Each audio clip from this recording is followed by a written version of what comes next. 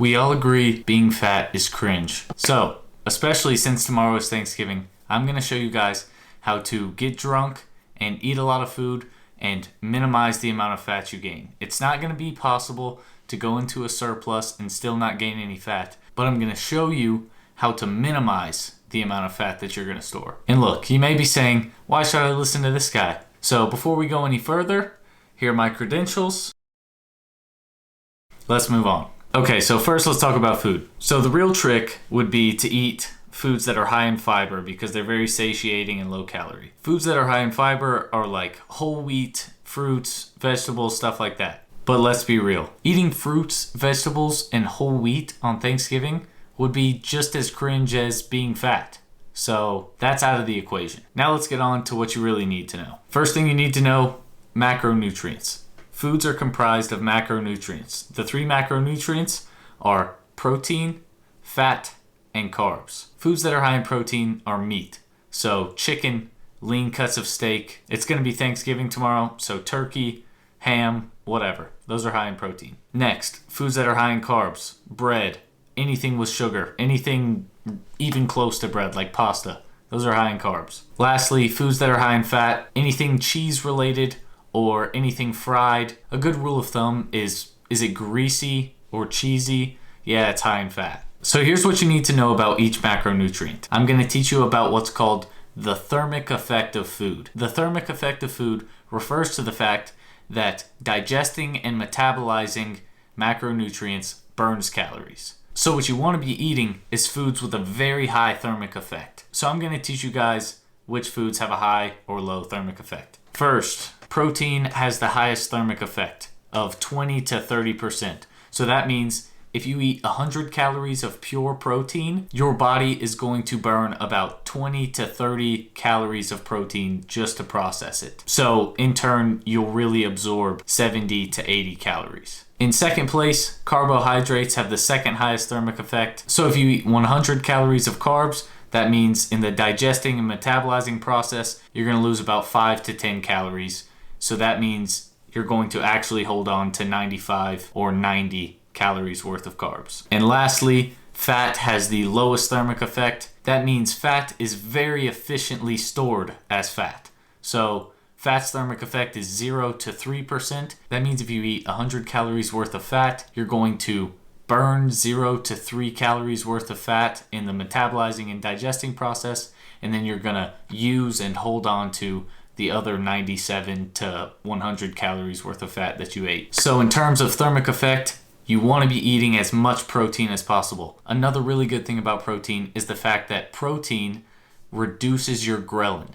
Ghrelin is the hormone that signals to your brain, hey, I'm hungry. So when you eat a bunch of protein, not only is it filling you up, it's also disproportionately making you less hungry because it's lowering your ghrelin even more so than carbs or fats would. Next, what everyone wants to hear about, let's talk about alcohol. So just like with eating in a caloric surplus, if you drink in a caloric surplus, you're still going to gain weight, you're still going to get fat. And that poses a problem because no one likes to be fat, but everyone likes to get drunk. So the question is, how can we minimize fat storage while still being able to go out, have fun, and get drunk? So real quick, let's go over the basics with alcohol. When you drink alcohol, it's absorbed into your bloodstream and then it goes straight to your liver. But when alcohol gets to your liver stops processing anything else, puts everything else on pause, and it's just focusing on processing that alcohol and getting it out of your system. So what this means is that until your body is done processing all that alcohol, it's storing all the macronutrients that are in your system as fat. And it's Thanksgiving, so this poses another problem. I want to be able to eat, but I also want to be able to drink.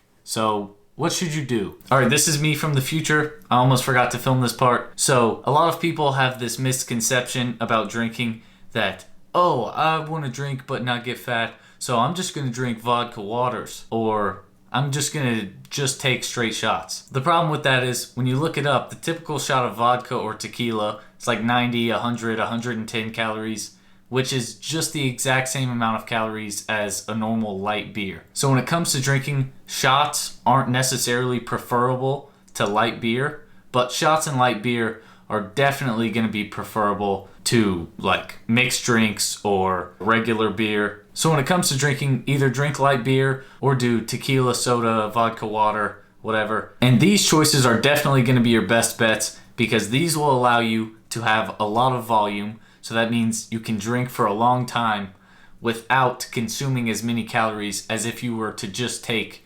straight shots all night. Well, then you might just black out and then you wouldn't have to worry about consuming any more calories. But I don't advise that. But say you drink margaritas or some sugary drink or some really heavy beer all night. That's going to end up in a ton of calories that you could have avoided just by drinking light beer or vodka waters. Don't worry, I'm going to give you the ideal situation.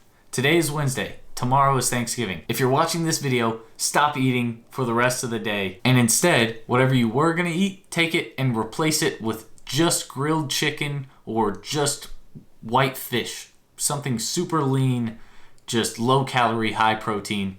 Eat that and then don't eat anything else. Just drink water. Keep your calories really low today and your protein really high. Then tomorrow when it's Thanksgiving, make your first plate and just pile on as much turkey as you can. Turkey is really lean, really high in protein, so it's going to help fill you up. Protein also has that really high thermic effect, so you're going to lose a lot of those calories just through digestion and metabolization. And also, since turkey's really high in protein and protein helps lower your ghrelin, it's going to make you disproportionately less hungry than eating carbs or fats. So eat as much lean protein chicken, turkey as you can on your first plate. Then ideally, I would say just stop eating. But it's Thanksgiving. No one's just going to stop eating after one fat plate of turkey. So next plate you want to have is, if you can eat more turkey, eat more turkey. Then when you can't eat any more protein, you want to eat as many carbohydrates as you can for the rest of the meal. So you want to pile your plate up with bread, whatever sweets you want. I mean, it's Thanksgiving. But just try and minimize the amount of fat.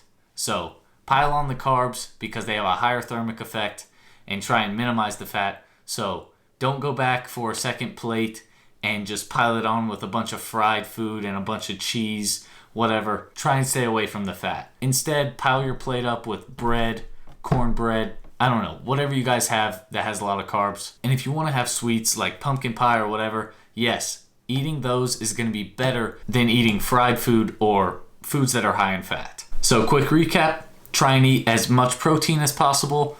And when you get sick of protein, just pile on the sweets and the bread, whatever.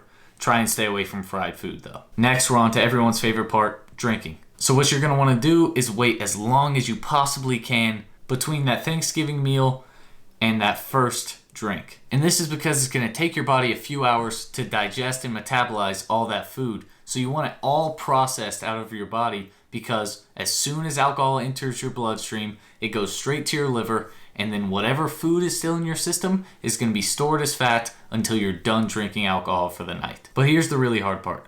When your drinking is over for the night, you're going to want to binge on all those leftovers. The problem is there's still alcohol in your system, so all that food that you take in is going to be getting stored as fat. Ideally, what you're going to want to do is when you finish drinking, drink a bunch of water and then go to sleep. But we also know that that's completely unrealistic. So what you're going to want to do is take every principle that I just taught you about the Thanksgiving meal and apply that to your post-drinking binge meal. So your Thanksgiving meal and your meal after you drink will both be as much protein as possible, and then carbs, and then hopefully very minimal amounts of fat.